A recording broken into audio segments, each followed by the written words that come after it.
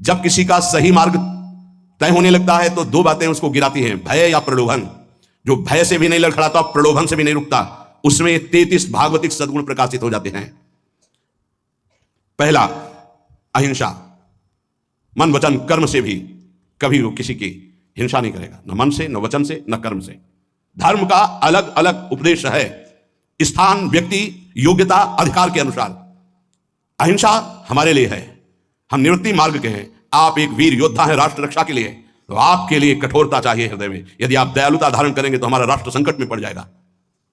आपके लिए माला चलाना नहीं, आपके लिए गोली चलाना भजन है। आप अपने धर्म से युक्त रहिए। अर्जुन जी कह रहे मैं संन्यास लेकर भिक्षा मांगकर खा लूंगा, युद्ध नहीं करूंगा। भगवान कह रहे गलत, परधर्मो भयावहा, स्वधर्म का पालन कर, इस समय भय को प्राप्त हो जाएगा।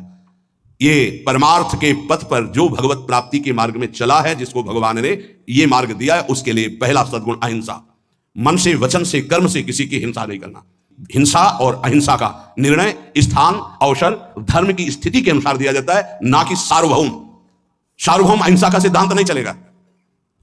हमारे धर्म का नाश करने आ रहा हो, हम अहिंसा व्रत लेकर बैठे, हमारी मर्यादा, हमारे राष्ट्र, हमारे धर्म का नाश करने जा रहा है, तो इस समय हिंसा ही अहिंसा से बढ़कर के भी है। ये समझना होगा। इसलिए बहुत विवेक परमार्थ में चाहिए।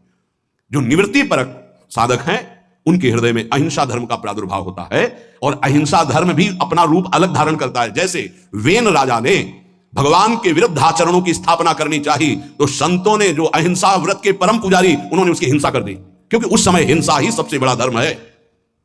और उसके शरीर से हिम्मत कर भगवान पृथु को प्रकट किया। यह बड़ा सूक्ष्म विषय, धर्म बड़ा सूक्ष्म विषय है। दूसरा, सत्य। मन से जो सोचा गया, वाणी से वही बोला गया, आचरण में वही किया गया, उसे सत्यवादी कहते हैं। सत्य वचन में जरूर होना चाहिए। तीसरा, अस्तेय, चोरी ना करना, कभी भी किसी की चोरी ना करना, यह भगवान के भक्त में आ जाता है। चौथा, ब्रह्मचर्य।